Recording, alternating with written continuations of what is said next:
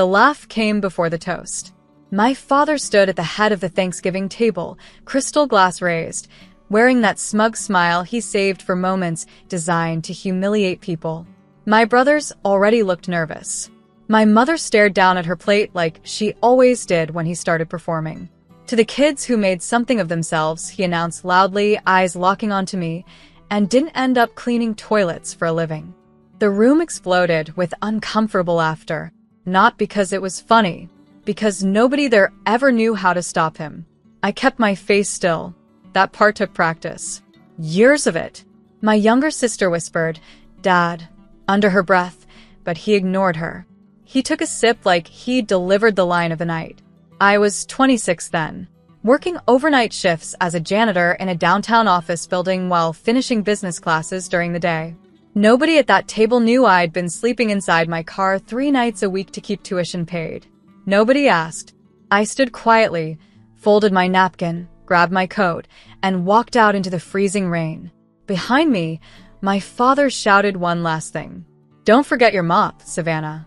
I never went back home after that night. I spent my first winter after Thanksgiving inside a parking garage 2 blocks from campus. The security guard on night rotation knew I slept there sometimes. He never reported me. Around 3 in the morning, he'd leave stale coffee beside the stairwell door without saying a word. Pride kept me from thanking him properly. My janitor job started at 6 each evening inside a towering finance building downtown. Marble floors, glass elevators, executives who avoided eye contact while dropping trash beside bins already inches from their shoes. I noticed everything. People reveal themselves when they believe you're invisible. One executive screamed at assistants until they cried. Another secretly drank vodka from a silver water bottle before lunch. One woman stayed later than everyone else every night, sitting alone in conference rooms after meetings ended, staring at spreadsheets like her life depended on them. Her name was Evelyn Mercer, CEO. While cleaning her office one night, I found her asleep at her desk, heels kicked off, mascara smudged beneath exhausted eyes. Papers covered every surface.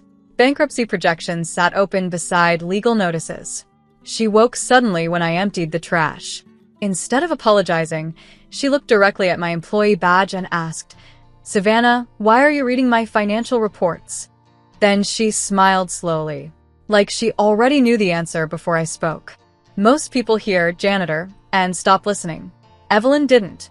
She leaned back in her chair while I explained why her company was bleeding money. The words came out carefully at first, then faster once I realized she actually understood what I was saying. 3 regional offices were draining cash. Vendor contracts were inflated. Middle managers kept approving duplicate spending because nobody audited internal purchasing anymore. She watched me for 10 straight minutes without interrupting once. When I finished, she asked where I learned corporate restructuring. I laughed before I could stop myself. Between mopping conference rooms and sleeping in parking garages. She didn't smile. The next evening, security escorted me upstairs instead of downstairs. Evelyn had ordered dinner for 2 inside the executive boardroom. Real food. Cloth napkins. My hands almost shook touching them. She slid a stack of reports across the table. Tell me what everyone else missed. For 3 hours, I did. Weeks passed like that. Quiet meetings after my shift. Financial models scribbled onto cleaning supply receipts. Strategies built between midnight and sunrise while the rest of the city slept. Then one Monday morning, every employee inside Mercer Financial received the same email. The CEO had appointed a new operations consultant. My father called 20 minutes later after seeing my company photo online. He sounded furious, not proud. "You embarrassed this family." That was the first thing my father said after barging into my tiny apartment without knocking. Not "congratulations." Not "how are you?" He paced across the room like I'd committed fraud instead of earning an opportunity. His expensive shoes scraped against warped wooden floors while he stared at the second-hand furniture, searching for proof I still belonged beneath him. "You clean floors," he snapped. "Now suddenly you're advising executives?" I stayed seated at the kitchen table, finishing my coffee slowly. That company's desperate if they're hiring janitors. The insult would have destroyed me years earlier. Now it just sounded small. I slid a folder across the table. Inside were projected savings from the restructuring plan Evelyn approved the night before. Millions in recoverable losses highlighted neatly in blue ink. He barely glanced at it, because understanding it meant admitting I wasn't stupid. His face tightened when he noticed the Mercer Financial logo printed across every page. "You think rich people respect you?" he asked quietly. "People like them never let people like us inside." I almost answered. Then I remembered he never considered me part of us anyway. Before leaving, he stopped beside the door and delivered the sentence that stayed buried inside my chest for years afterward. "You'll always be the kid cleaning up after everyone else, Savannah." 3 months later, Mercer Financial announced record profits. Success changed my address before it changed my habits.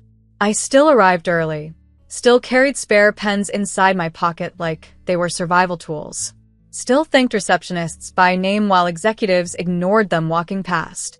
Evelyn noticed all of it. "That's why people trust you," she told me one evening after shareholder dinner. "You remember what it feels like to be overlooked." By then, Mercer Financial had expanded into 3 new markets. My restructuring plan became mandatory training material for every regional director. Articles started calling me the turnaround architect. My father clipped every interview, not to celebrate me, to criticize me. My sister secretly mailed me one of the newspaper copies after he circled my photograph with red ink and wrote, "Still a janitor inside." I kept it anyway, not out of pain, out of memory. The following winter, Evelyn offered me an executive partnership during a private meeting overlooking the city skyline. Equity shares, a permanent board seat, more money than anyone in my family had ever touched. I accepted calmly. Then my phone buzzed across the conference table. "Dad." I ignored the first call, then the second, then the third. Finally, voicemail arrived. His voice sounded older somehow, smaller. "Savannah," he muttered quietly, "I think I need your help this time." I listened to the voicemail twice before calling back, not because I missed him, because fear sounded unnatural in his voice. My father had spent my entire life treating vulnerability like weakness. Even after surgeries, layoffs, funerals, he always spoke like a man performing strength for an invisible audience. This time, the performance was gone. I met him the next morning inside a diner near the freeway. He looked thinner than I remembered. Gray spread unevenly through his beard. His hands trembled slightly, lifting the coffee cup. For a moment, I almost forgot who he'd been to me. Then he spoke. "The construction company folded," he admitted carefully. "New ownership came in. Cut senior staff first." I nodded once, and his jaw tightened. "I need work." There it was. No apology attached. No acknowledgement of years spent humiliating me. Just expectation wrapped inside discomfort.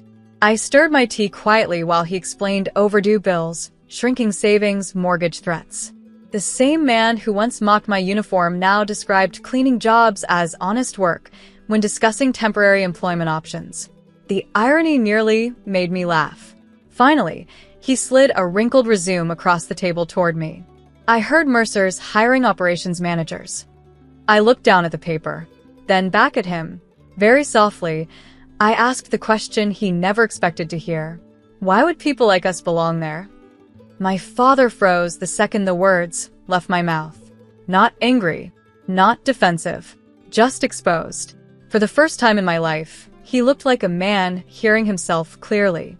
The silence between us stretched painfully while waitresses moved around our booth carrying plates nobody touched.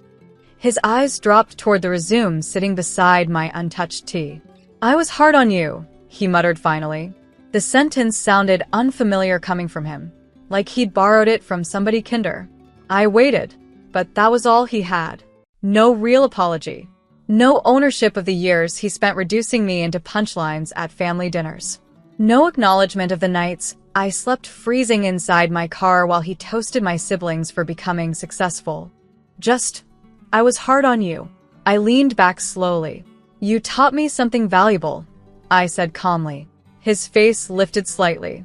How to survive without expecting kindness from anyone. That hurt him. I could see it immediately. He opened his mouth again, maybe searching for better words this time, but I stood before he could find them.